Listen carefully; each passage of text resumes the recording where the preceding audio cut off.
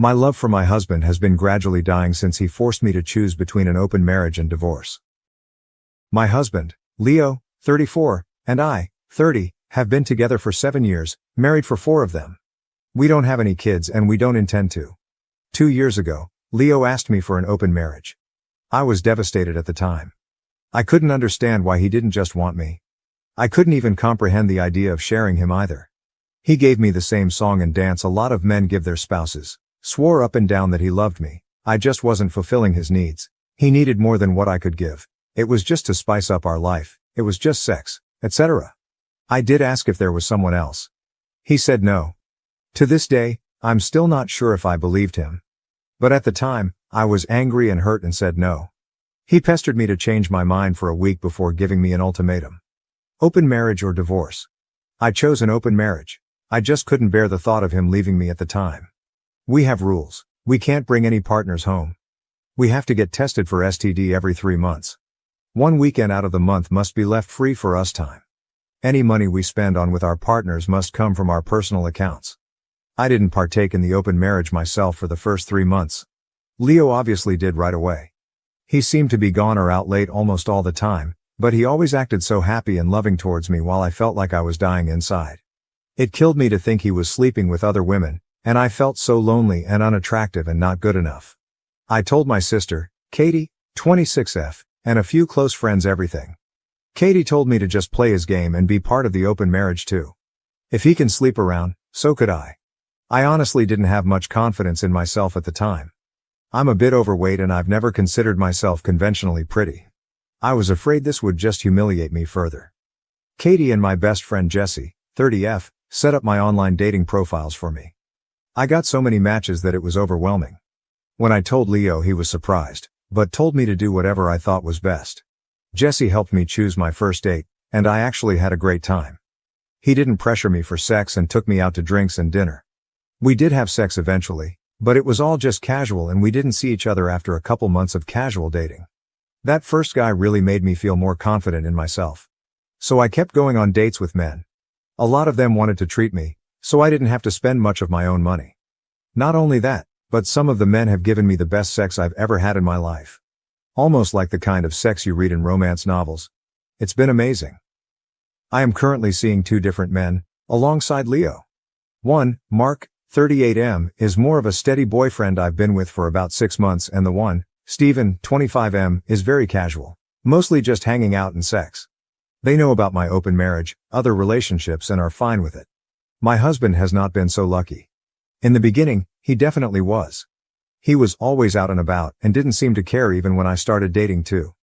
But now he just complains a lot and hasn't been going out much. He whines about how he's usually the one spending money.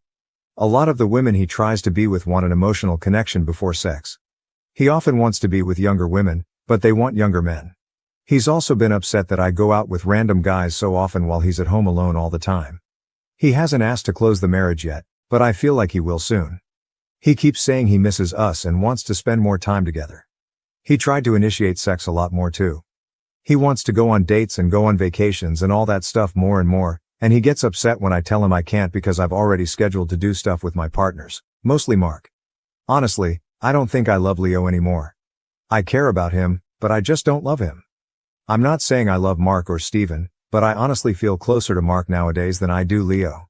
Mark makes me feel comfortable and safe, and I love spending time with him more than my own husband. Steven is funny and sweet and really good at sex. Katie and Jessie have been wanting me to divorce for a year now, but I was afraid of hurting him and thought I still loved him. But I think my love for him died when he asked for this open marriage in the first place. Seeing him get all pissy about it now just because he's not benefiting from it is also a turnoff for me too. But I don't know if divorce is the best option. I still care about him and I still don't want to hurt him. Maybe if he finally asks to close the marriage, we can talk about it then. Relevant comments. Comment 1, divorce. You're happier without him. He would only want to close the marriage because he can't get laid, not that he only loves you. OP.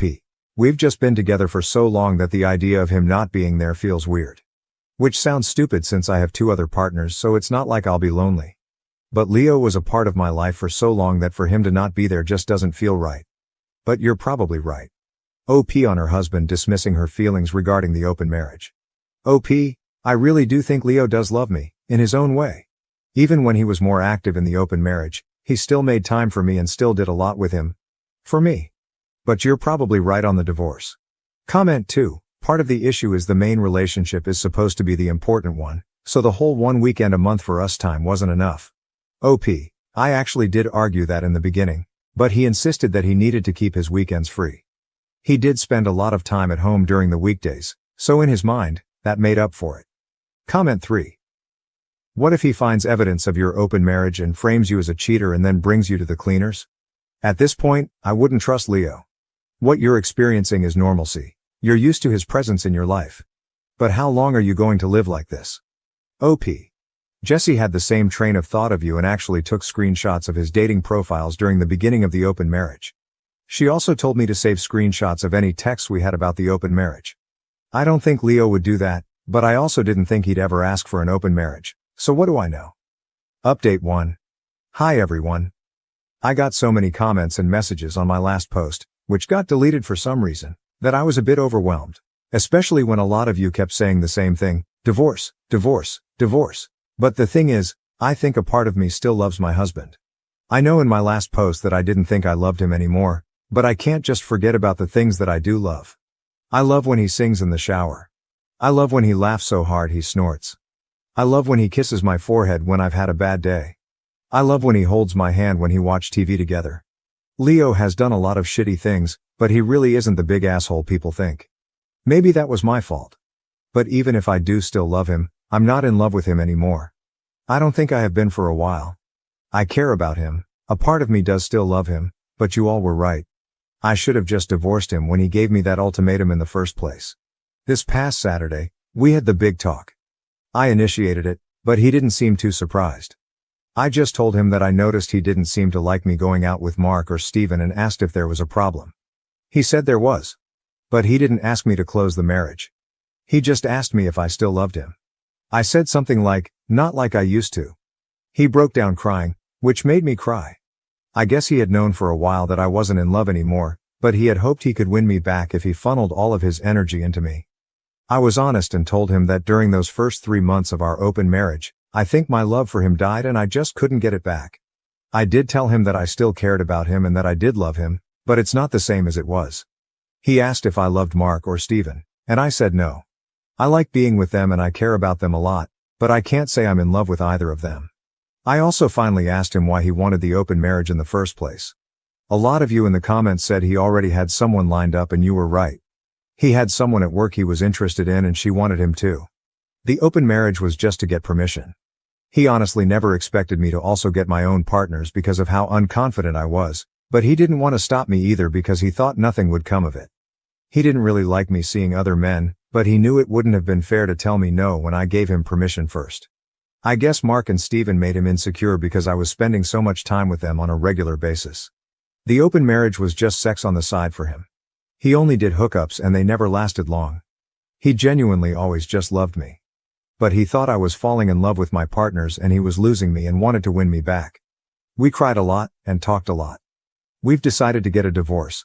Since the house is in his name, I'm going to move out and live with Katie for a while. He told me I didn't have to and I could stay until the divorce was finalized, but I just can't.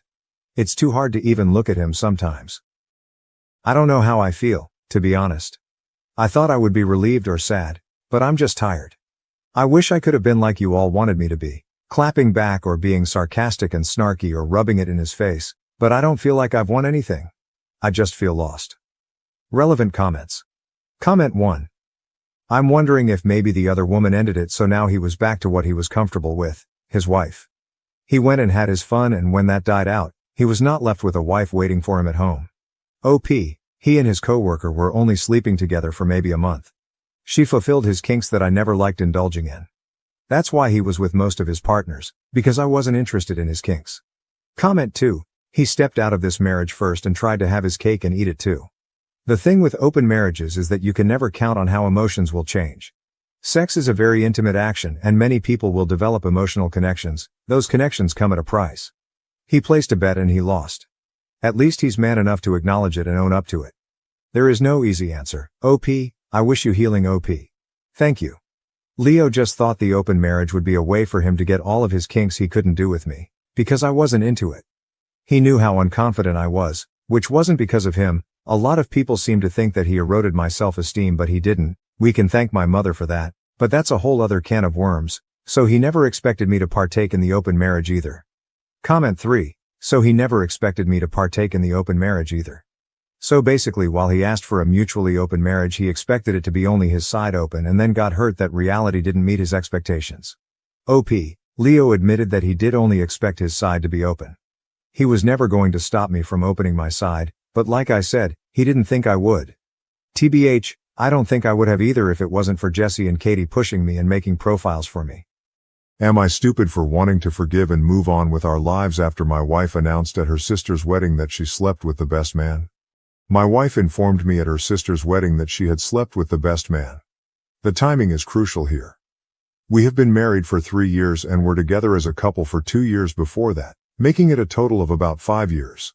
2 weekends ago, her sister got married and naturally, my wife was part of the wedding party.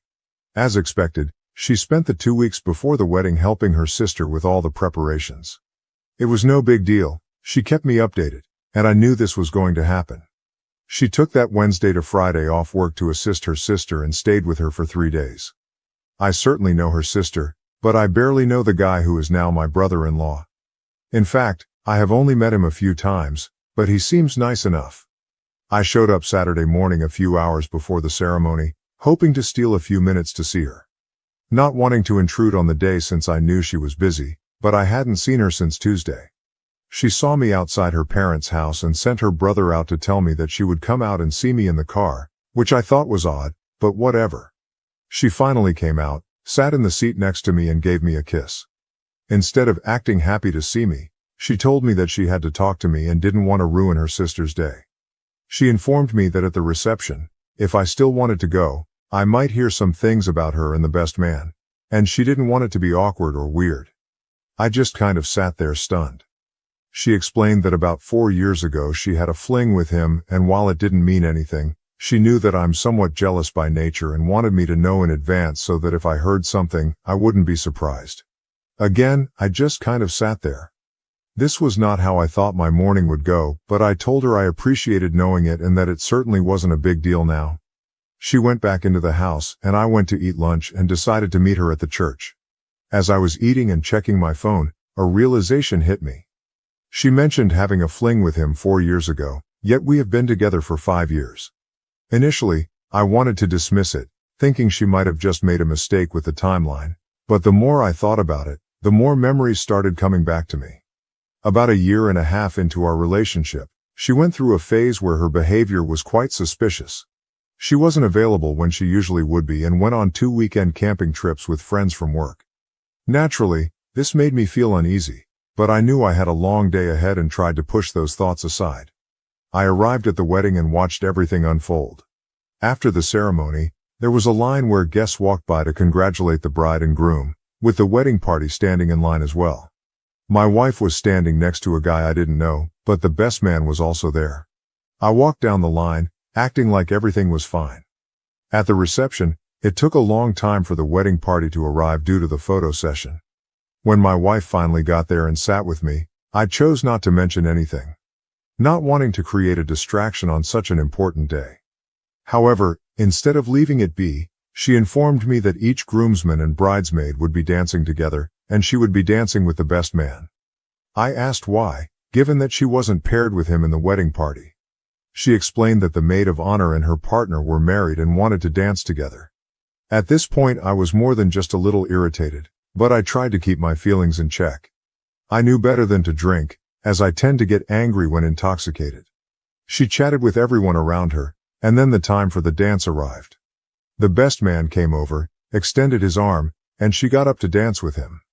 I made a conscious effort not to watch them and focused on other things instead.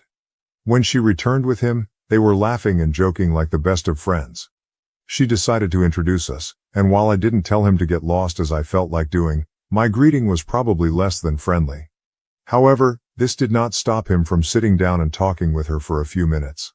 The more they chatted and reminisced about the past, the angrier I became. Eventually, I got up and went to the bathroom, and when I came back, he was gone. She chose that moment to tell me that she thought I was being rude, which was the last thing I wanted to hear. I told her that this wasn't the appropriate time or place for this discussion, but we would definitely talk later. She then said she was going to change clothes, and as soon as she returned, she was planning to tell her sister that we were leaving because I had ruined her day. However, she didn't want me to ruin her sister's day as well. I assured her that I was perfectly capable of not causing any trouble for her or her sister for the rest of the day and that I did not want to create any drama, so I preferred to stay. She went to change clothes and came back looking annoyed. Understand? I had not said a word to her, and I even shook the other guy's hand. I guess I just looked miserable, which is what she based her reaction on. She was adamant about not staying, so I said that if she really wanted to leave, we could go. But if she preferred to stay, I would be happy to stay too, or if she liked, I could leave since I had my own car. Initially, she said we should stay, but then she changed her mind and said if I couldn't behave better, I should leave. I asked how I was acting, and she said it was clear I was trying to act like a silverback gorilla ready for a fight. I didn't know whether to laugh at her or be offended. I went back inside and sat down while she mingled with the other guests. I talked with her brother for a while but eventually ended up back at our table talking with her grandma. We left at the same time, and I arrived home just before she did. I was sitting in the living room waiting for her when she came in, and she did not beat around the bush. I simply asked her to retell me the story about this other guy, and she repeated it word for word as before. After sitting and looking at her for a while, I asked if she was sure about the time frame, and she confirmed she was. I then reminded her that we had been together for 5 years, so this fling was well over a year into our relationship. What happened next is hard to describe. Instead of being flustered or denying it, she simply said she knew. So I asked her to explain, and she told me that they worked together and it was just a physical thing. She felt that we weren't in a great place at the time, and she never had any feelings for him or any real intention of leaving me. She was just having some fun for a few weekends. She admitted that it was probably a mistake on her part to tell me now, but she didn't want me to be blindsided. I did not react the way she anticipated. We had a huge argument, which ended when she accused me of being childish about the whole situation. She insisted that because we are now married, what happened before our marriage shouldn't affect our current life together. I vehemently disagree. First, her infidelity affects us profoundly, and she doesn't even show any remorse. Second, I despise being called childish when I get upset. It feels like she's trying to assert superiority over me. I told her I needed time to process everything, but she dismissed it, claiming there was nothing to think about since we love each other and this doesn't change anything. That conversation happened 2 weeks ago and I'm still not over it. She has been trying to talk to me over the past few days, but I find myself unable to see her the same way. Part of me thinks it's irrational to be this upset over something that happened years ago, but another part of me is deeply hurt by the revelation of her infidelity. Update.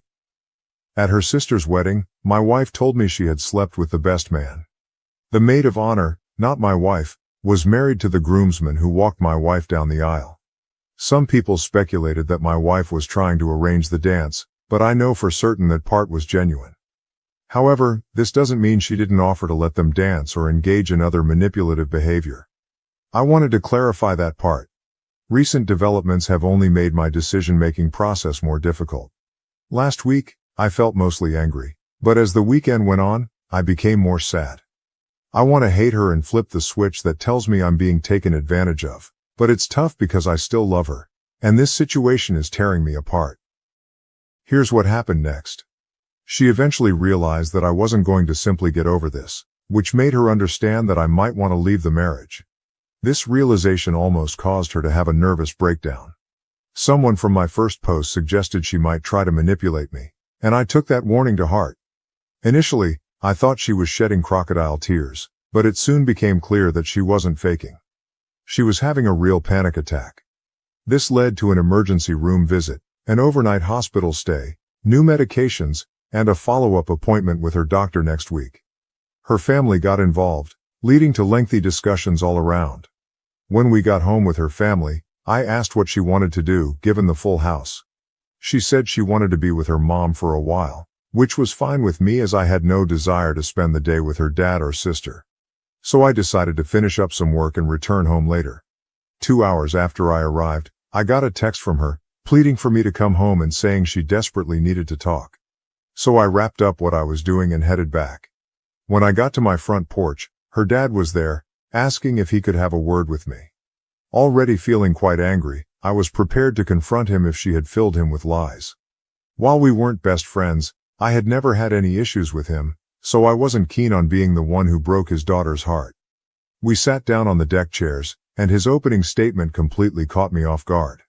I expected anything but what he said next. He revealed that she had told them what had happened and he wanted to apologize to me because he felt like he had failed as a parent. He believed that her mindset was largely influenced by her mother. Although he loved both of them, he admitted they were wrong. He had warned his wife years ago that teaching their daughters that anything before marriage didn't count was a terrible idea and a flawed value system. He clarified that he wasn't defending his daughter's actions but wanted me to understand that she genuinely believed marriage was an entirely separate chapter of life. He said her mom and dad had romanticized marriage so much that she struggled to grasp the realities of life. Essentially, he was placing some blame on his wife, but this was far from what I anticipated. We shook hands, and he told me that no matter what I decided, he still held me in high regard, which genuinely made me feel better for the moment. I then went inside, and my wife was curled up in a ball on her mom's lap, and you could tell she had been crying the entire time I had been gone. Her mom got up, came, hugged me, and told me she was sorry and that she loved me and was praying that we could work this out. My wife was laid out on the couch at this point. Her mom and dad left, and she sat there looking at me and crying. Okay, this is where I'm going to piss off everybody and just tell you that I couldn't take it. I went to her, and we hugged for a long time with her telling me over and over how sorry she was. Hey, I know it was the weak thing to do, but again, I have to say in my defense that just before this incident occurred, I loved her with all of my heart and would have done anything to not see her in pain. Whatever she had done, I still didn't want to see her like that. Look, it's very possible that she was putting on an Oscar-worthy acting job, but I don't honestly think so. She really seemed broken at that point in time. After a while, when she calmed down, I asked her what she wanted me to come home and talk about, and she said she wanted to get everything out in the open so I didn't feel like I was being lied to or manipulated. She wanted me to ask her questions, and I wish I had written down a list, but I came up with a few off the top of my head. She was brutally honest with me, and some of the questions I asked I probably shouldn't have because now the mental image is stuck in there, but honestly, it was there anyway. I just now have confirmation.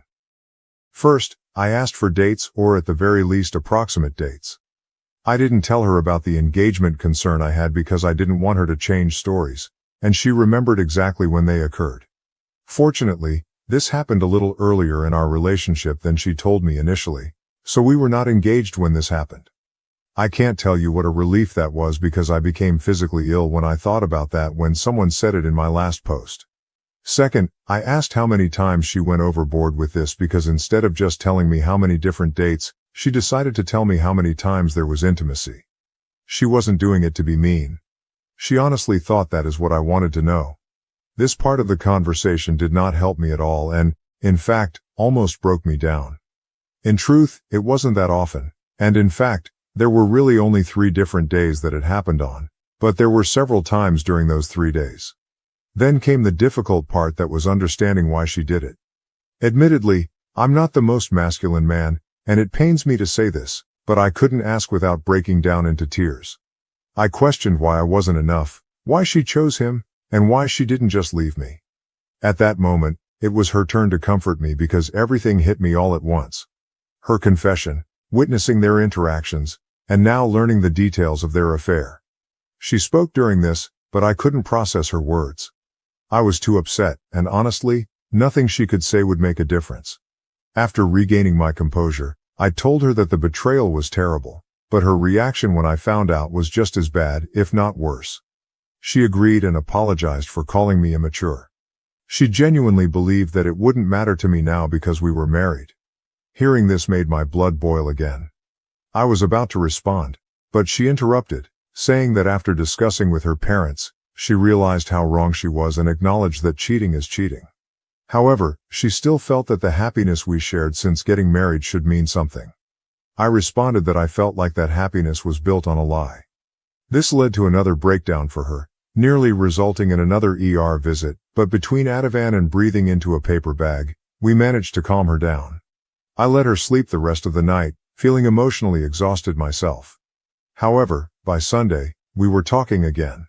By this point, I wasn't as understanding as I had been when we returned from the ER. I told her that introducing him to me was terrible.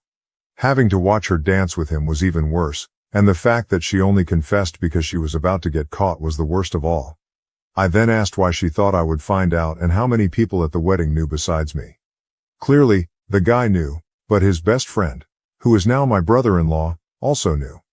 This led to her sister finding out, and she feared her sister would be the one to tell me.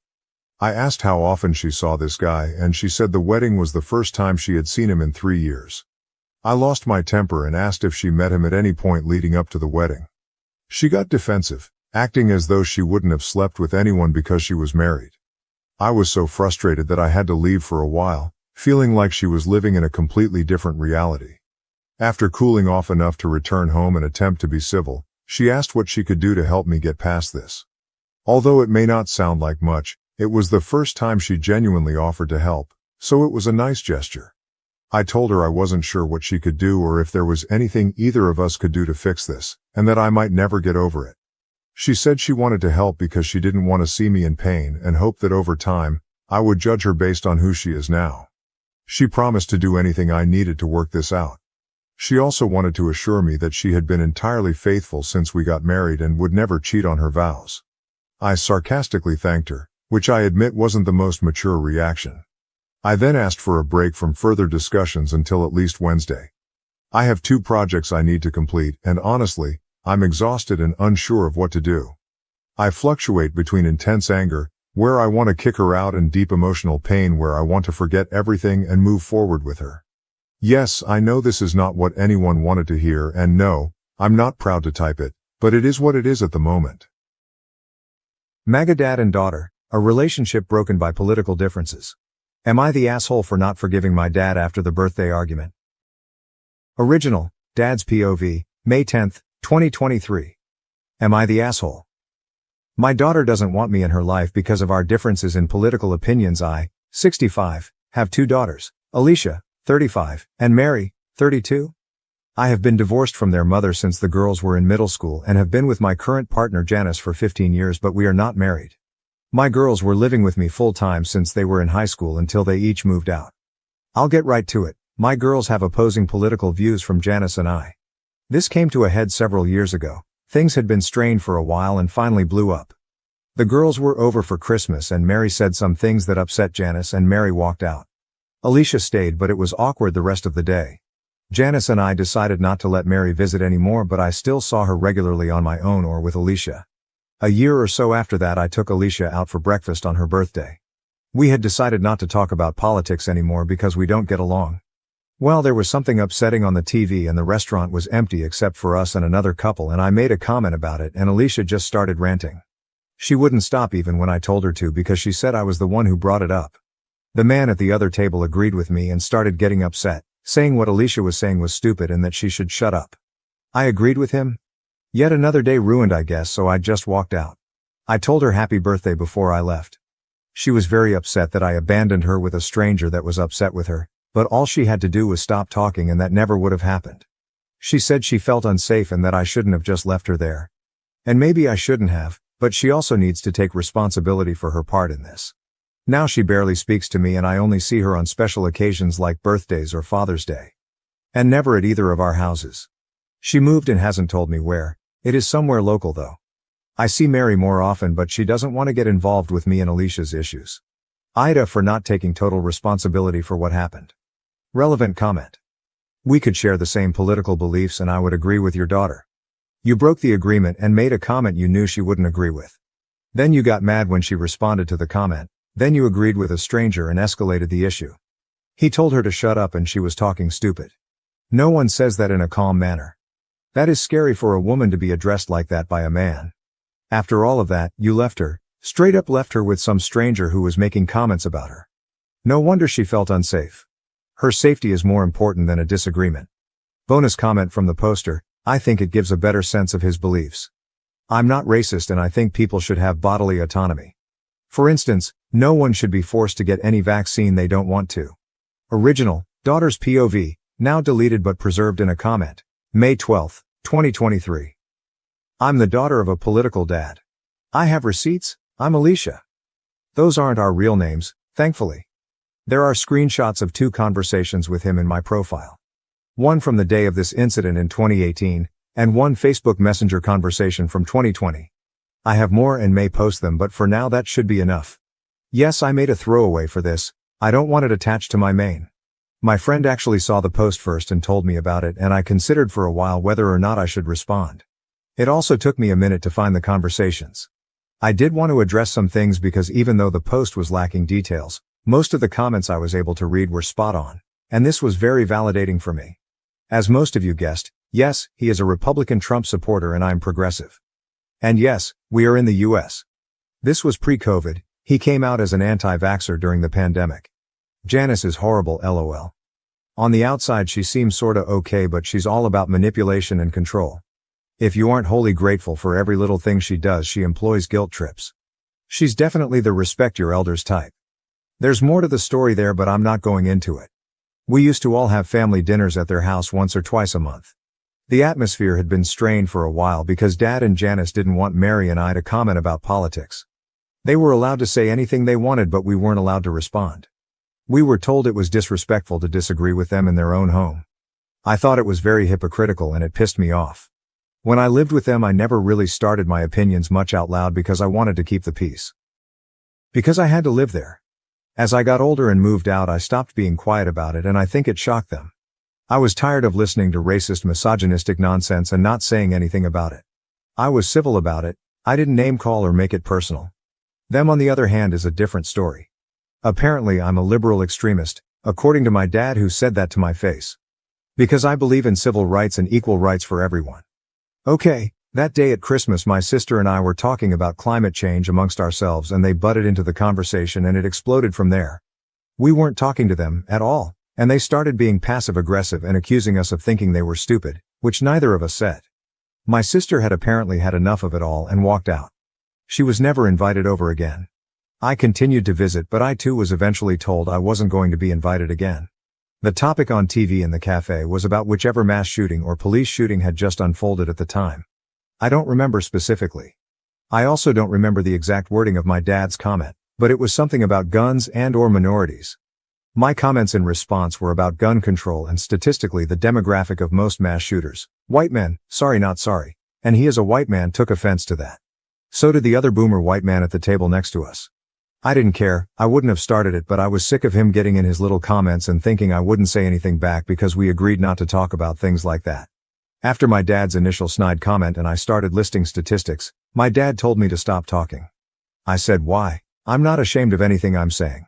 Neither of us were being loud, by the way, it was a private conversation at a normal speaking volume. At that point the other man sitting with his wife said loudly, well, I'd like her to shut up, and started saying things about how what I was saying was stupid. I sat there in shock, and just as I was about to collect myself and tell him to fuck off, my dad turned around to him and said, you know what, sir, I agree with you, which put me into shock again. I literally could not believe that just happened. My dad then stood up, muttered happy birthday at me and walked out. The man continued to spout angry nonsense in my direction while his wife tried to calm him down, and I tried to think about how fast I could get to the police station next door if he tried something. I sat there for a few minutes in shock, and his wife came over to me and started apologizing profusely. I eventually left too and tried not to cry on my way home. Not that it matters a whole bunch, but we drove there separately and had paid for our food already. So he didn't leave me without a way home and didn't stick me with the bill. Ever since I started speaking up about my opinions, my dad has been very patronizing and condescending. It's funny though, because even then at first when we'd debate something we would be civil and I could get him to listen to me. I even got him to indirectly admit that he's pro-choice once during a conversation. He doesn't identify as that, but when we spoke logically and reasonably about it, he admitted that at least in some situations abortion should be allowed. I said, congratulations, that makes you pro-choice. And he didn't have anything to say to that, lol. I think it's the buzzwords and the faux news that's really tripped him up, and it's unfortunate. He and Janice live very much in their own little fantasy land and don't like being reminded that it isn't real. They've stopped going to family events partly because of this and partly because of Janice's medical condition. And I think partly because no one likes her. I already turned off messages and I don't really want to be responding to a bunch of comments. I might turn them off altogether at some point if that's an option, but we'll see how this goes. This has already gotten way more attention than I'm comfy with, but I didn't want to leave everyone hanging. There were some really insightful comments that gleaned a lot of truth without knowing the full situation, so I wanted to give some closure. And also to say thanks, this has helped me a lot. As for what I'm going to do about it in real life, probably nothing, because I'm pretty much done trying to do anything but keep up a surface-level relationship. Once in a while he tells my sister he misses me, as if he doesn't understand what happened. We've had so many conversations about this that if he doesn't get it by now he never will, and I'm done trying. If you're wondering why I don't just cut him out completely, I'm not really sure myself. I guess I just don't have it in me right now. OP's receipts. Transcript, dated November 3, 2018. OP, thanks for leaving me there alone with that potentially violent guy. OP, I was just scared, and you just left OP. Make no mistake though, I will not be silent, I will be scared and loud. OP, remember how mom used to send us to school in tears? That's how I feel now. OP, you've become really good at breaking my heart. OP, I told you I'd been censored, harassed and censored in the past and you didn't say anything close to I'm sorry that happened to you. OP, I guess you don't care. I'm sorry you don't want to have a relationship with me because we don't agree on things. Dad, if you still want to talk, it will be in person and in private. OP. G, censored name. I'm sorry you feel like that. I didn't mean to make you feel sad or abandoned. Is that what you meant? OP. Right, well I get that you're at work and this isn't the best time. So you just let me know when you're ready to treat me like a human. 6:38 p.m. Dad. Do you want to talk?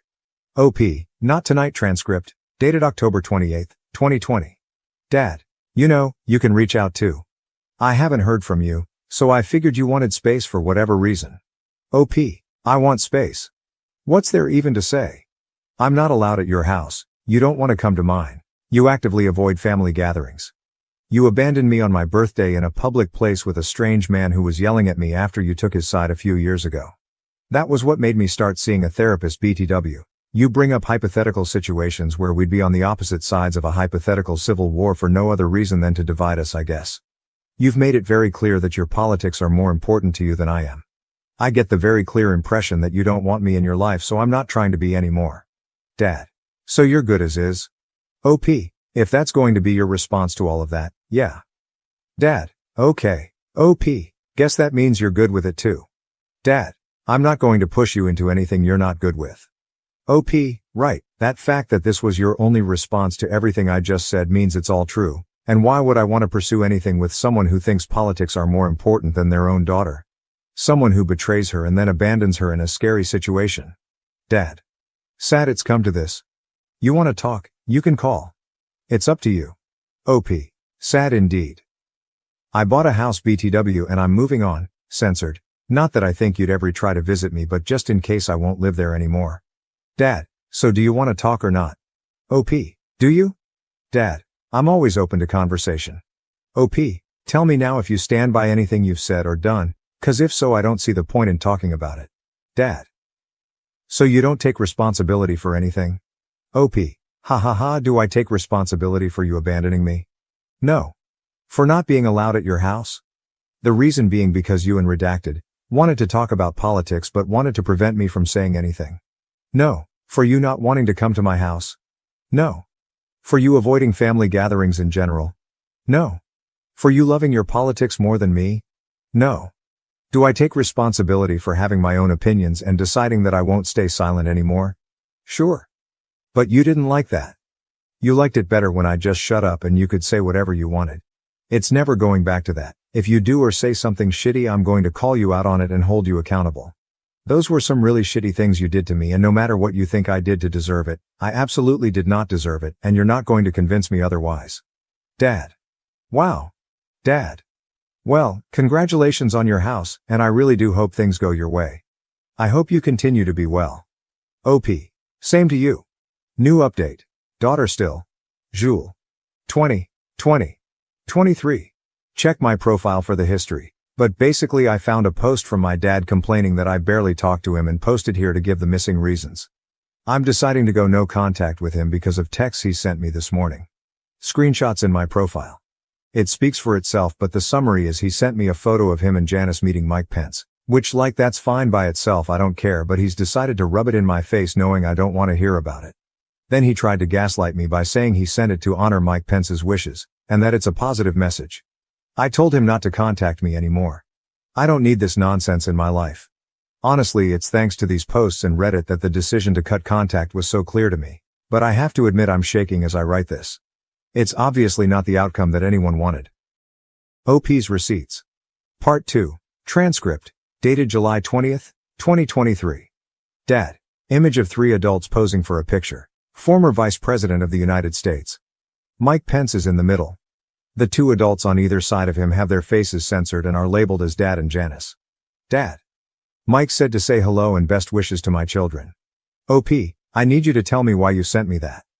Dad. Honoring the man's wishes. OP, did you think at all about how I would react to it? Dad. To a positive message. Dad. I guess that won't happen again. OP, it won't, but not for the reason you think. You know we don't agree on politics. That's what sparked the incident that led me to go low contact with you. I've told you how that day made me feel, but you never understood. This proves that at the very least you still don't understand. It's childish. I was willing to keep up some sort of relationship with you as long as you didn't do anything malicious, but you just can't help yourself. You sent this knowing full well that I would not like it. Then you tried gaslighting me about it being for his wishes or that it's a positive message. I can't do this anymore. I don't need someone in my life just trying to get a rise out of me, especially my own family. Do not contact me anymore. I'm done. My wife and I want to adopt our foster daughter, but my father-in-law is furious. How can we protect her while dealing with his cruelty? My wife and I have 2 biological teenage sons, one older and one younger than our foster daughter. We have been fostering kids for many years, but the goal has always been to reunify the kids with their parents, which has happened successfully each time until now. 2 years ago we took in our foster daughter, now mid-teens. She had been through a lot and was labeled as a troubled kid and not adoptable. I won't go into details, but the issue in this matter is that there are images of her going around amongst a certain community from before we took her in. We were informed by authorities about all of this before, so it's not like this came as a surprise after we got to know her. I'm not going to lie, it has not been easy. Our families have seen us struggle, but almost everyone has been super supportive. The first 5 and 6 months were the hardest. She didn't trust us, and she was angry at the world, rightfully so. Then one random night I got up in the middle of the night and unintentionally ended up scaring her shitless, and she had a full-blown panic attack. She was okay after a little while, but it was like something clicked for her that night. It was like she realized that we were on her side, and we watched her change from this angry and sad little girl to the ambitious young teenager we know today. It started with her telling us thank you for everything we did, small things like driving her to practice. And she said it with a smile on her face. It was so amazing to see her feeling better and not so lonely anymore. From there everything changed. She made new friends and got a lot closer to my sons, especially the older one. Her grades went from failing multiple classes to getting straight A's. Not because we were nagging her, but because she wanted to.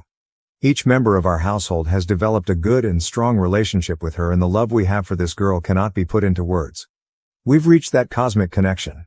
She still struggles with a few things, which is totally fair after all she's been through, but she is working on it, and we are supporting her in every way we can. Overall, she's doing amazing. She's so strong and I'm very proud of her. We made the decision to fight the system to change their verdict from not adoptable to available for conditional adoption, because we want to commit to her for life. We want to adopt her. Last month we got the call that they changed their verdict and we sent in our papers that were already ready and things are looking very promising. The thing is, we haven't told her yet. She knows that she is now adoptable, but we haven't asked her if she wants us to officially adopt her yet. My wife and I have talked to our sons about it and they are fully on board. We talked to my parents, our brothers and sisters and their spouses. All of them have a good relationship with our daughter and every single one of them is so supportive of our decision and willing to fully welcome our daughter into our family. Then there are the wife's parents. Mother-in-law hasn't been awful, I guess, but maybe it's because I'm comparing what she said to what father-in-law said. We told them about our plan and asked them about their opinion. Mother-in-law asked if we were sure as our daughter doesn't quite fit in. My wife and I didn't understand at all since our daughter has a very similar mother-in-law personality as we and our sons do, But it turns out she's concerned about the visual side of it, as she's clearly not our biological child and people will start asking questions. The thing is, my wife, myself and our sons are very tall. Our daughter is not. She is tiny compared to us and has a similar eye color but not the exact same. All 5 of us have the same skin tone and colored and textured hair. Not that I think this matters at all, but the stupidity of it is unreal. Apart from height, she could pass as our biological daughter, so I'm starting to think this is a lame excuse for something else. I told her that people would ask questions no matter what, because even if our daughter was the spitting image of my wife, it's not like she suddenly gave birth to a teenager 2 years ago. And the answer to any question is very simple. She's adopted. Ta-da! It's not like it could ever become a secret now, so I don't get it.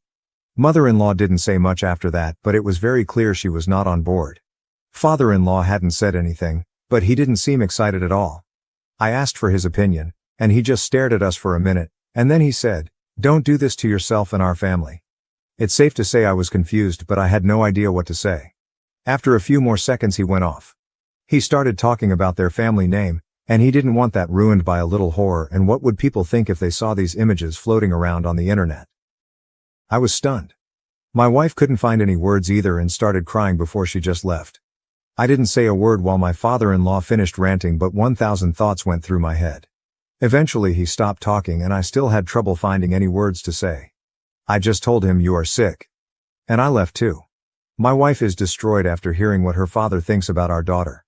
We have no idea how they know about these images, as we haven't told anyone about it. I'm 100% certain my wife didn't tell them, as their relationship is not that great. My wife is closer to my mother than her own, so that wouldn't make sense. We have tried to hide this from the kids since this happened, but my older son sensed something was very wrong and asked about it. I told him our conversation with ILSS about adopting our daughter didn't go very well, and they weren't supportive. He wanted to know why. I told him I couldn't tell him, but that it was serious and promised to talk to him about it in a few years when he's an adult. And I assured him that our daughter didn't do anything wrong, our plans haven't changed, and that it's the father-in-law who is being unreasonable. My son told me that our daughter told him a few months ago that she didn't think ILs liked her very much, especially father-in-law. This happened 2 days ago, and we haven't spoken to them since. I'm not sure I even want to try TBH. For me, this is going no contact worthy. I want nothing to do with them. My wife is in pieces and has mentioned that she doesn't want them in her life after this. This has tainted our adoption experience for sure. I'm afraid though that if we piss father-in-law off even more, that he will start talking to our father-in-law about these images. I do realize that he will look like a pig in everyone's eyes, but I would like to spare our daughter from everyone knowing about what's out there. I usually talk to my mother about heavy stuff in life, but I cannot talk to her about this without feeling like I'm exposing my daughter by telling my mother more than I want to for my daughter's sake. Internet strangers. I have no idea what to do from here. How do I go about the situation with my father-in-law without creating more mess than absolutely necessary for my daughter? Edit to add, just to be very clear. There's no doubt in our minds that we still want to ask for our daughter's permission to adopt her. Our relationship with our daughter will not change no matter what the father-in-law does or does not do. I realized from the first couple of comments that it became unclear after the father-in-law incident. Sorry about that. Edit to add 4 hours later. I'm glad to see I'm not the only one hopefully reading too much into this. I think you have verified I'm not crazy. Wife and I had a brief talk after I posted and have decided to talk to her brothers and sister first about my father-in-law's comments. It will be a hard conversation, but it needs to happen. Before I could get to it, my wife told me she wanted to report the situation with her father knowing about the images of our daughter. Right now we don't know what that looks like, but it has simply not been possible for him to gain this knowledge legally. There is a culprit for sure, but we will leave that to the authorities for now. Thank you for giving me a reality check. And thank you for your encouragement. We need it right now. I punched an autistic kid after he groped me and now everyone hates me. Am I the jerk? That grope was the last straw. I have known Troy since nursery, kindergarten for Americans, or just anyone, and he has always been a baby. It was always his autism that made him who he was. I don't know why, but he always had a crush on me. I rejected him gently multiple times, but he never took no for an answer. As we grew older, he got worse. He started commenting on my chest. Asking to touch them. Asking to see them. His friends kept trying to convince me to show him because nobody would be nice enough to give him a chance. And in year 7, 6th grade, he started groping me. I told teachers, but they kept saying that his autism doesn't make him know any better. It was only me. He got jealous when I was in the presence of another guy. He would have meltdowns and I got into trouble because I knew how upset he would get. No, I didn't. It was like my only purpose was to be his. I wasn't allowed to be my own person. The groping continued. I kept telling him to stop. He didn't listen. I remember crying on the floor and teachers just kept saying that his autism makes him like this and that I'm being a good person by taking care of him. His groping hurt. I don't know how to explain it. He just grabbed my chest and butt hard. And it hurts. The groping continued for 4 years. I was always his caretaker, his girlfriend, his best friend, his. I couldn't stand it anymore. I couldn't take it anymore. It was hot and I wore a skirt and he proceeded to put his hands up my skirt and groped my butt. I lost it and punched him around the nose. His nose got broken and unfortunately now I am getting put into isolation for 2 months for bullying an autistic kid. He's not a kid though. He's 16 years old. He acts normal around his friends. He treats everyone else with respect. He's not a kid. Now everyone hates me. I have been receiving death threats and people have been saying he should have done worse. Now all I want to do is curl up and die. Maybe I should have been nicer. Maybe I should have been more sympathetic. Maybe I should have just accepted it.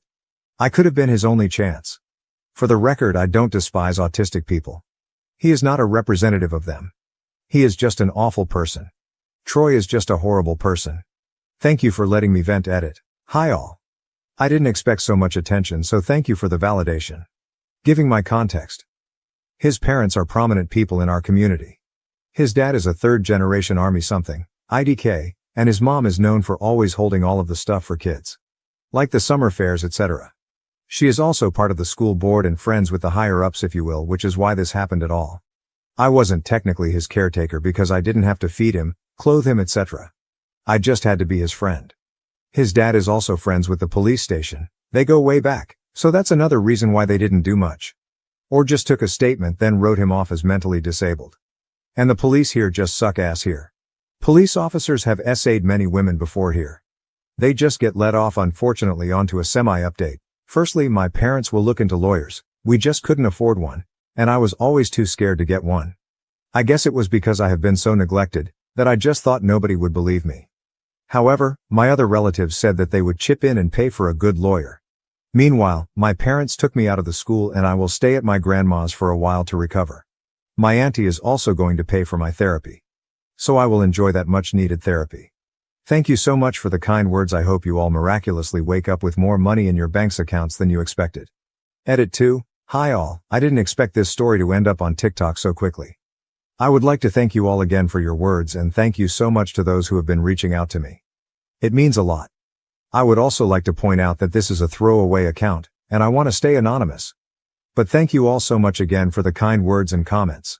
I realize that I was never in the wrong. That I am a person. Thank you. I truly hope you all have the best days ever. You all are amazing. Relevant comments from OOP. Comment 1. Is the kid cognitively challenged? OP, nope, he has mild autism if that makes sense. He's actually quite good around people. Just not me. IG. Comment 2. I would get law enforcement involved. OP, we tried to. They just didn't care because he is mentally challenged. My parents genuinely tried to do something, but when everyone defends him, they believe the majority. I mean, when I usually say this story, people automatically think I hate autistic people.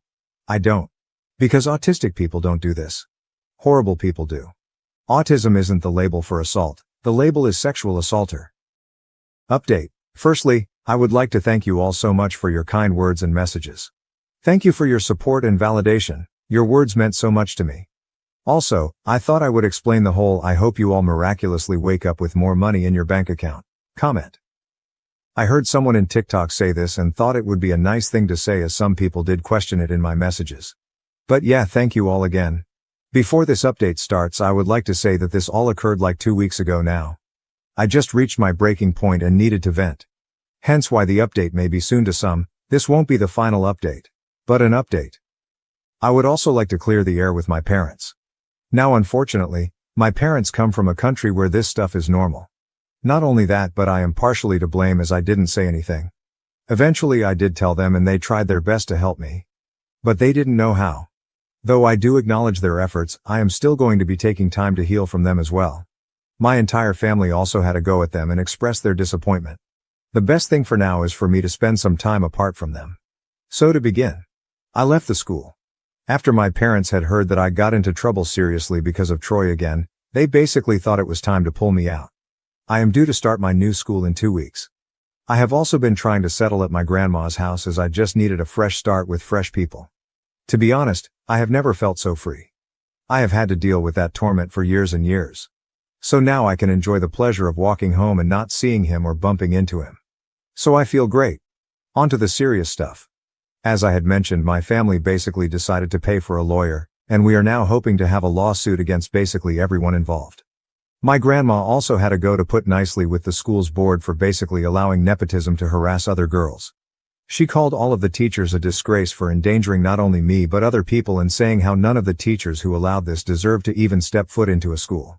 This experience has also not been all sunshines and daisies. After the suit was claimed or made, IDK, my parents got letters and messages basically asking for the case to be dropped. My parents obviously said no. But it still didn't stop the harassment. I eventually got harassed too. All of the people giving me death threats decided to go into graphic detail on what Troy wanted to do to me. Spoiler, it wasn't great. And Troy's parents showed up on my doorstep demanding to see me and talk to me and how Troy is ready to apologize. Thankfully by then my uncle and I had been on the way to my grandma's house. However, my parents obviously didn't let them in regardless and said that if they wanted to communicate it had to be through a lawyer. The harassment didn't stop. And eventually Troy sent me a message on a burner account detailing all of the things he was going to do if got the opportunity to, and that I should be grateful that I managed to walk away with just a groping. Troy also kept spewing on about how I'm nothing but a whore or slut, etc. And I should be grateful that someone so popular even looked my way. He kept saying how if I'd just let him fuck me, he wouldn't have groped me. However, I know if I did that I would no longer be myself. I would be his property forever. The thought of that makes me want to vomit. Also, his logic doesn't make sense to me. Anyway, I just got receipts and blocked him. I also asked my parents to help me change my number. And I did. My grandma, being the person she is, decided that wasn't good enough and got me a whole new phone. She claims it's compensation for my trauma. Thanks, Grandma. I am starting therapy the day after tomorrow and I am hoping to start family therapy in August as, truthfully, I don't know if I'm mad at my parents or should be mad. Like, is it my fault for not saying anything? But that's all the update I can give you for now. The lawsuit will be a whole other process and hopefully if I remember I can update you all again. Thank you so much for your words. I truly appreciate all of you. I hope this update is clear enough for you and apologies if you made it this far. Am I the A for defensively responding, I'm sorry I was born this way, when my natural afro was accused of cultural appropriation by friends? I am a 19-year-old female. I am also a Caucasian person, which I think is relevant. I have a natural afro, similar to a Jufro or something like that. I am not exaggerating when I refer to it as an afro. It is a big round puffball of curls from my head. I have a friend group, and almost all of us knew each other in high school. I am not sure exactly how relevant this detail is, but almost everyone in the group is a person of color. We get together every once in a while, and the last time we met up, the topic of cultural appropriation came up. Topics like this are not unusual for us, as we sometimes talk about political or societal issues. We all have the same left-wing beliefs, so it is easy for us to talk about these things. In the discussion about cultural appropriation, afros specifically came up. I did not think much of it for a while, as it makes sense to me that someone mimicking the hairstyle of people of color would be offensive. I did not really contribute to the conversation except for nodding along, as I agree with what they say but cannot really add to it since I am white. At some point in the conversation, I started to feel like people were looking at me. Not like conversational looks but more like looking me up and down before glancing away and repeating. I brushed this off, as I have had issues with social anxiety since I was little, so most of the time when I feel insecure, I figure it is just my anxiety bursting through my medication to bite me in the butt. However, after a few minutes of feeling this way, one friend commented on how weird it was that I have my hair in an afro despite being white. All of my friends are well aware that my hair is completely natural, and I do not do anything to get it this way, so I was taken aback. A few other people chimed in, saying things like I should straighten it, and that I was adding to racial tension and making people see me and think it is okay to appropriate afros. I snapped and said, I am sorry I was born this way. I was using a loud tone, which I am not proud of, as I am very averse to anything that resembles yelling. I would not say I yelled, but I was speaking noticeably louder than the volume we had maintained. Some of my friends looked disappointed, while others looked kind of disgusted, and they all just left after that. If anything, I think I am the asshole for how I responded, but I am also asking if I am the asshole for having my hair like this.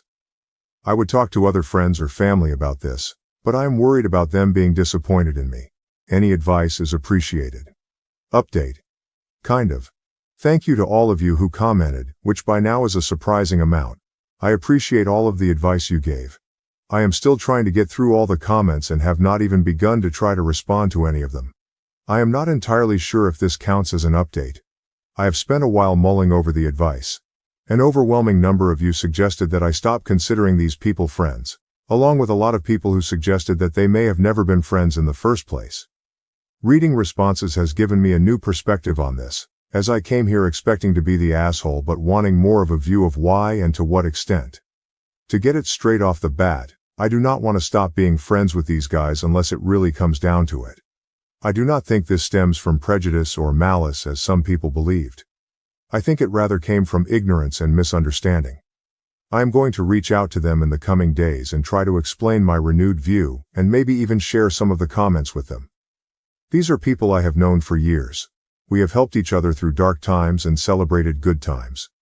If they are completely unreceptive, then I do not think we will remain friends, but I do not want to lose these people over something that can be worked out. My hope is that we can work through this and be better for it. Thanks especially to people expressing concern for my well-being and their views on similar matters. Even bigger thanks to those who expressed concern for my hair's well-being and the idea to use hair products made for people of color. For some reason that I can only attribute to sheer lack of attention to my hair and its health, I had never really considered this. When I think about it, I am coming out of this with friendship tips, worldview tips, and hair tips. I suppose more than anything right now, I am just tired. I feel like I need to just curl up in my bed for 3 days, but this is a bump in the road that I wish to overcome. I highly doubt I will update this. I decided not to post this on my main account so it would not be associated with browsing on this site for obvious reasons. I will try to get back to at least some comments. I guess more than anything, this update is just to say thanks for caring enough to give me advice, whether it was a single word or 3 paragraphs. Some comments that were donated and had many votes. Firstly, one commenter shared their experience. I'm black and went to a majority white all-girls school in the US. There was a white girl who had extremely thick and tightly wound hair. She hated it because she didn't know what to do with it. On a good day she wore it in a ponytail, but it was never combed through, and no one in her family knew what to do with her hair. I didn't really know her, but could see how thick her hair was. Years later I ran into her getting her hair done at a black salon. She said she had been coming here since college. Only the ignorant will accuse you of trying to be someone you are not. But FYI, go to a black hair salon. They will hook you up. In response, another person shared their positive experience with black hairstylists. OMG this. 100 score for the second I started working with a black hairstylist, my hair game changed completely. I had the most uneven haircut in my entire life, and she was like, yeah, because they wet your hair completely, and then comb it straight, then cut it. Also she changed my hair routine, wash schedule, products used, and how to refresh it. I used to think I could only have nice hair on wash days. Now I have nice hair 75% of the time. Additionally, another commenter mentioned their surprise at learning about haircuts. Oh my God, you just blew my mind. I'm a white male but I wear my hair long and it's naturally very curly. Oh, I had been wondering why my haircuts always left me disappointed. I didn't even realize that the stylist wetting my hair before, combing it straight, and cutting it was adding to the problem. I've been avoiding getting haircuts for a while now because they always turn out like crap. I'm definitely going to see if I can find a black stylist in my area to do my next haircut. Moreover, someone else shared their experience with curly hair. Same. It is absolutely wild how many white people have absolutely no clue how to style curly hair. I say this as a white person with curly wavy hair. Afro-type C curls are rare unless you're Jewish, but wavy curly hair in general is pretty common. Yet it's so insanely rare to meet anyone who knows curly hair. I used to think my hair was just always fluffy and bushy like Hermione, and I just had to straighten it. Nope. I just have wavy curly hair, and no one in my family had any clue how to teach me to style it properly, despite a quarter of them also having curly or wavy hair. Furthermore, another commenter offered practical advice. My friend and her guy came over to visit. He was growing his hair out. It was a frizzy mess. I said, I have an oil-free moisturizer that will make your hair look wet when it's dry. He looked at her for approval and she said, of course. I put it on his hair and told him to only wash it once a week. His hair looked spectacular with just a small amount. The product was Carefree Curl Gold. Must be put on dry hair for the best results. When I bought some at Sally's, the woman behind me checking out said that was the same product her hairstylist sold her for $20. It was $5. Anyone with thick curly hair needs to check out Ethnic Hair Care products. You will be pleasantly surprised. In addition, another commenter shared their concern about haircuts. This is actually so important because I need a haircut and I didn't know that they could potentially damage my newly grown curls. I got a buzz cut like 3 years ago to help with my trichotillomania, and it's since grown in with perfect curling iron type curls. It's actually kinda insane how my hair curls as if styled just by air drying after a shower. I think I'd be devastated if I went to get the back so trimmed, then left with half my curls literally done. I'd lose my mind. My hair is so important to me now. Next, someone firmly stated their opinion. Not the A. No one needs to change their natural self to please others. Another person found the situation bizarre. Yeah, this is bizarre. I can't imagine people genuinely telling someone that they need to straighten their hair to get rid of their natural hair texture to avoid cultural appropriation. It makes no sense and sounds like what people think liberals argue about, LMAO.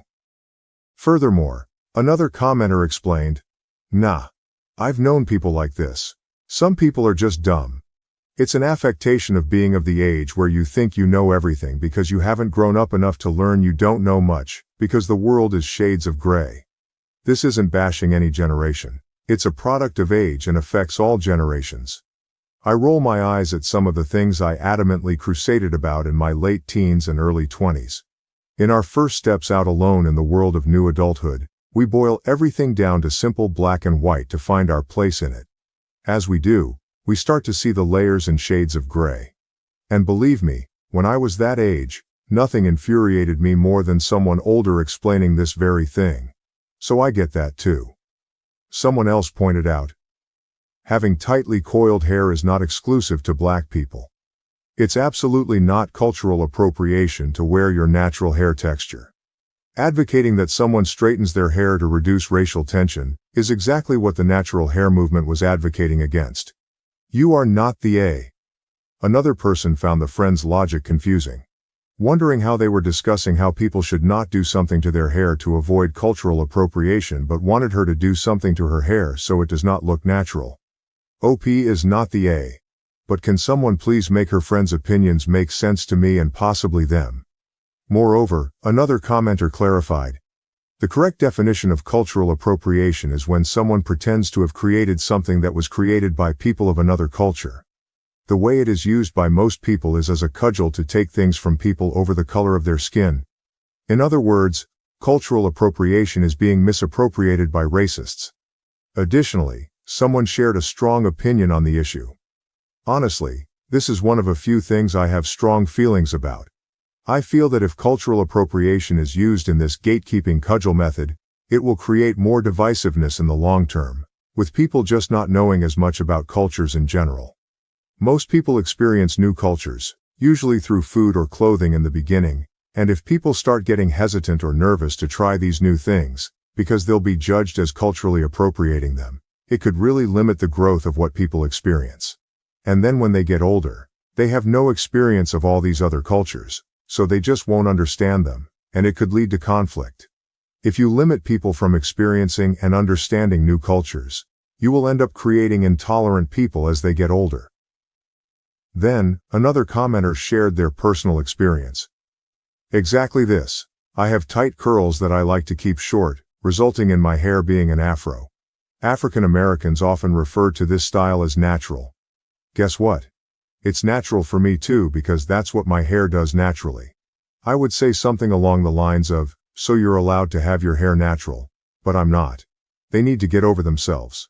Not the A at all. Finally, one commenter posted that OP is not the A. No one needs to change their natural self to please others.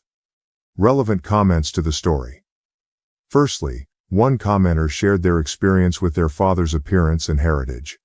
My dad's parents were born in Croatia. My dad had very dark skin. He tanned so dark that when he came to see me at a cheerleading practice, he was also the police chief in a small city, so well known. One of the other squad members, and this was a high school that was about 40% black, said, "I didn't know that your daddy wasn't white." He also had black hair, a prominent scimitar-style nose and blue eyes. That combination is very Turkish, and that's what he was often mistaken for. And, as I said, Croatia, which once had a significant Ottoman Empire presence as well as the Roman Empire. Edit to add, he also had very high cheekbones. Additionally, another commenter related to the situation. Exactly this. I have tight curls that I like to keep short, resulting in my hair being a fro. African Americans often refer to this style as natural. Guess what? It's natural for me too, because that's what my hair does naturally. I would say something along the lines of, so you're allowed to have your hair natural. But I'm not? They need to get over themselves. Not the A at all. Moreover, someone else shared their experience with classmates. I went to school with people who had 4C hair, and they were white-skinned and freckled, and their hair was white. I felt sorry for the girl because she always used to hide her hair in a bun with tufts sticking out. She really had no idea how to care for her hair, and she really resented it. It was some genetic throwback. She would get asked all the time if she was albino, i.e. black, but she wasn't.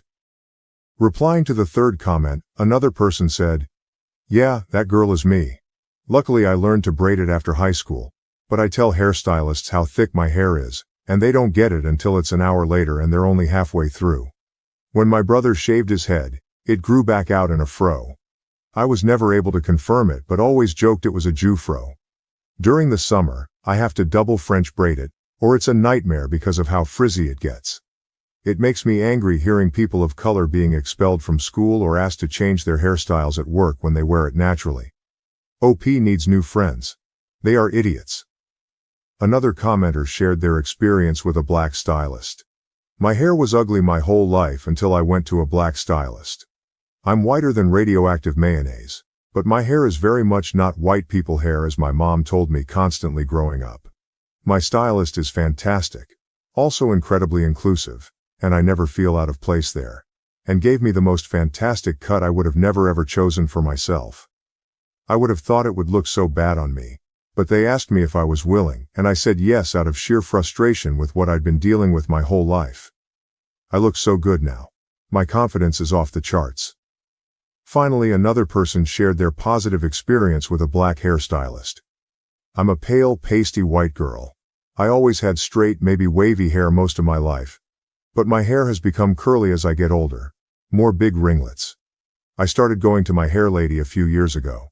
She's black and is absolutely amazing. My hair has never looked so amazing, and the curls are incredible. I love it. She is most definitely the reason my hair is in the good condition it is, and the curls are the way they are. My wife made negative comments about our daughters posing for her school photos. Am I the asshole for getting angry at my wife over this? I, 60, have been married to my wife, 51, for around 15 years. We also have a beautiful daughter named Hayoung, 17, who is in her junior year of high school. Yesterday after school, Hayoung, pronounced Hayoung, came up to me and my wife and showed me her school pictures, both her individual photo and her group grade photo. They were taken all the way back in February, but they had just arrived today. I complimented Hayoung and told her how beautiful she looked in the photos, before telling her how proud I was to see her grow up throughout the ages, before showing my wife the pictures of our daughter. It did not go the way I hoped it would go. Instead of looking at it for a bit before saying something, my wife immediately pointed out to Hayoung that she was looking too downward at the camera and that her eyes looked strained/forced. I was a bit taken aback at first, but I decided to just keep listening. My wife then said to my daughter that she would have to have rehearsals for school pictures with her for next year, because in my wife's words, Ha-young still doesn't understand how to properly pose, smile and look beautiful for a school picture. I was a bit irritated, but I let it slide. What set me off though, was my wife then said, Ha-young's picture is a fail. Honestly, Melissa looks the prettiest out of everyone. Ha-young got quiet and said, I'm gonna be honest, my picture this year is really bad compared to sophomore year. I got mad that evening. We had a huge argument in the living room. I told my wife that she was being cruel to our daughter, and since school pictures were over, there was no point being so picky over it. My wife retaliated, saying that, even Ha-young says that she doesn't like how she looks in her school picture. I was just being honest, I'm only trying to help her. She then went into her room and started crying, saying that I don't understand her. I will admit, I raised my voice while we were having that argument, and I'm seriously sitting here questioning myself about whether I was an asshole or not. After our argument, I knocked on Ha-young's door and I could tell by her expression that she had listened to every piece of the argument. I feel bad because I may have overreacted to something as simple as school pictures. Plus, I ruined my daughter's evening and my wife's too, and I also made my wife cry. TLDR, I shouted at my wife after she made some comments about my daughter's school photos, and I'm wondering if I'm the age. Edit 1. This is not the first time my wife has said something like this. This is why I feel even more terrible, because I let my daughter suffer like this. I did give my wife a word or two, but I always told Ha-young that this was just the way she spoke and that she really did love her. I really want to cry right now, especially overhearing Ha-young crying herself to sleep last night. She always kept a brave face around me and my wife, but it just breaks me even more, now knowing she feels like she can't talk to me either. I failed her. Ha-young always asked me every morning if she looked beautiful. She would always ask at meal times if she was eating too much. I'm so afraid of the damage we both put her through for so long. I'm so scared she's going to develop an eating disorder, and I'm going to make sure to set things straight with my wife and take care of my daughter better. She is always my first priority. Edit 2. I was taken off guard even though my wife has made responses like this in the past, because though it's not the first time, I had a little bit of hope left that she wouldn't point out Ha-young's appearance that outright in her school photo. Relevant comments.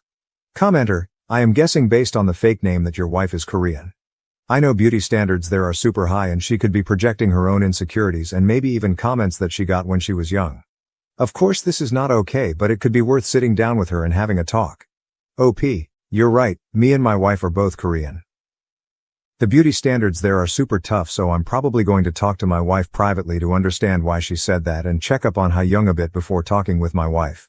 I know she's super shaken up, so the best I can do is be the best father I can. To another commenter.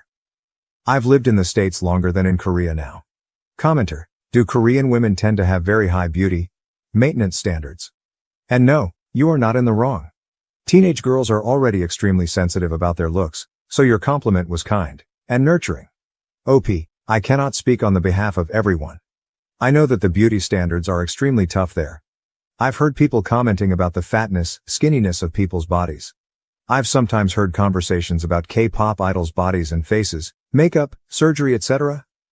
Later that night in comments, hello everyone, OP here. Tonight, since my wife is working a night shift today, I decided I'm going to stay together with Ha-young for a daddy-daughter date. I know it doesn't matter whether we go out or not, all that matters is that I'm with her. I'm planning on making her some of her favorite foods and spending quality time as an apology for not being there when I should have been. She loves japchae, galbi and cream bunjopang.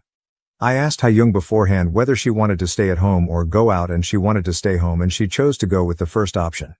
I'll let you know how it goes. Update post, July 16, 2024, about 5 weeks later. First of all, I'd like to thank everyone for their generous comments and advice. As promised, here is the update. After my wife left for work, I decided to check up on my daughter. She was in her room doing homework, and I could tell by the forced expression that she was not okay. As she talked, everything began to make sense.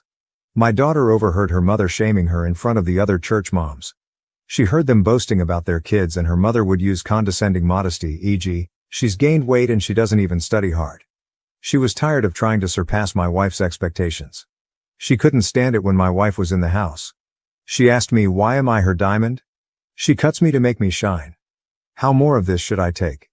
I prepared all the foods I promised to make, and she was hesitant but ate a lot more than when my wife was around. She wanted to further talk with me. I then asked if she wanted me to tell my wife how she felt. Hyung said, it was the only way to get her to listen, before telling me she wants me to get a divorce. I asked her if she was absolutely sure, as it was something very serious. She said she was fine with it. I'm just devastated it has reached this point. When Haeyoung was at school, I had a conversation with my wife. I brought up Haeyoung's concerns, along with mine. I asked my wife what made her put down my daughter on the day of the school picture incident. She made excuses such as having bad days, hence she'd accidentally release her anger and other emotions by yelling, the silent treatment, etc. I questioned further if there was anything in the past that was bothering her, which she replied snarkily, nothing is bothering me. I raised her into a better person. If you have problems with how I'm raising her, she's all yours. I don't want to argue anymore, especially with a sensitive, lazy person like you. We had a lot of arguments in the past on raising Haeyoung. This phrase was used in all of our arguments to shut me up. As Haeyoung was consistently used as an emotional punching bag and a trophy for my wife, this was the last straw. I told my wife, we were done, then told her to pack up and leave. I thanked her for letting me realize my self-worth. After some time had passed, she had driven to her parents' house and was staying there for a bit. When Haeyoung came back, she noticed her mom's room was a lot better than it was and knew what had happened. I hugged Haeyoung and told her I was sorry for the mess I had caused, before reassuring her that nothing was her fault. I told her my ex-wife would come back a few more times to collect the rest of her stuff, but our relationship was over. This event shook me up a lot, but I know things will get better. I'm trying to make Haeyoung always feel loved. Haeyoung, you are my universe and that will never change. My dad stole my identity and opened 3 credit cards in my name. He told me that since I'm young I can do without for a few years. I found that my dad used my information to open 3 credit cards over the last year. When I went to get a pre-approval for a mortgage, I was told by the lender they wouldn't be able to give me a home loan because of the defaulted credit cards. They also said I probably wouldn't be able to get a loan from any lender because of it and gave me a sheet of paper explaining what I'd need to do in order to fix it. When I tried disputing the cards, one of which is already in collections, the disputes got closed out as the debts were verified. I told my divorced parents about it and their answers were pretty wildly different. My dad said that these things happen, and that I should be more careful in the future with my social security number. Seeing as I've always been careful, that made me pretty mad. My mom said she thinks my dad might have something to do with it since opening credit cards in her name had a part to play in their divorce.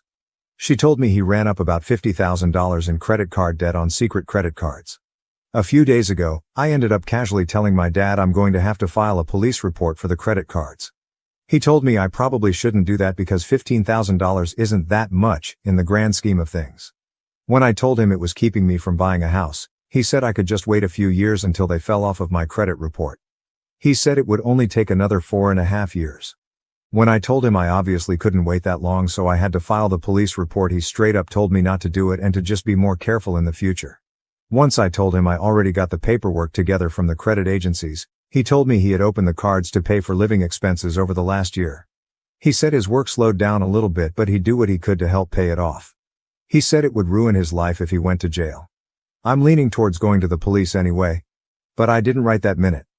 I have everything in front of me today to go make the report. I guess I just want to make sure turning it over to the police is the right thing to do here. Especially if I'm wanting to buy a house this year. Top comments. Comment 1, report him for fraud.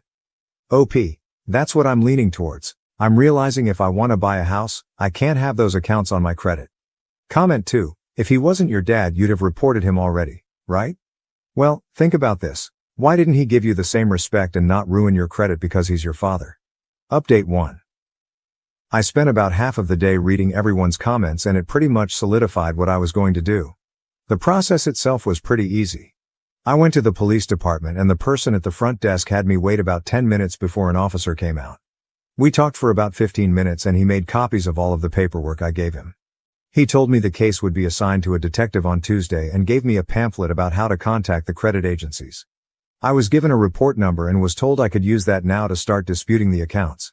A detective is going to follow up with me in the next couple of weeks. I asked what would end up happening to my dad and the officer said it looked pretty clear-cut to him, but the charging decision is 100% with the state attorney's office. He said if they decide to pursue charges, he'll likely get a warrant put out for his arrest. He also said typically if this is his first felony, he's probably going to get some sort of pretrial diversion with court supervision or probation. He probably won't go to jail for years, but if he gets picked up on a warrant he's going to spend at least a little bit of time behind bars.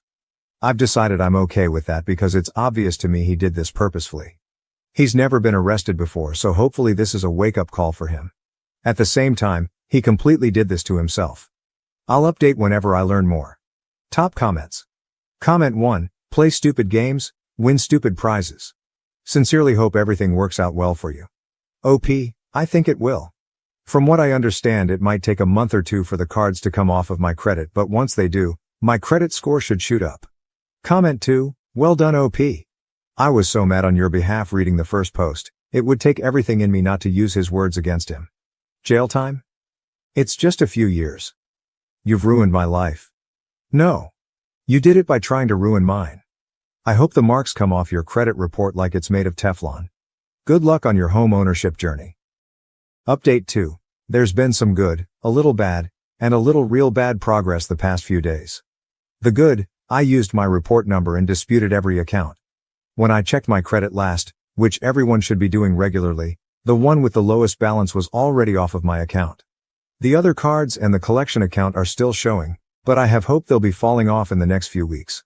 I also received a call from someone at the prosecutor's office who had a couple of extra questions for me and asked if I would be willing to testify if they charged him.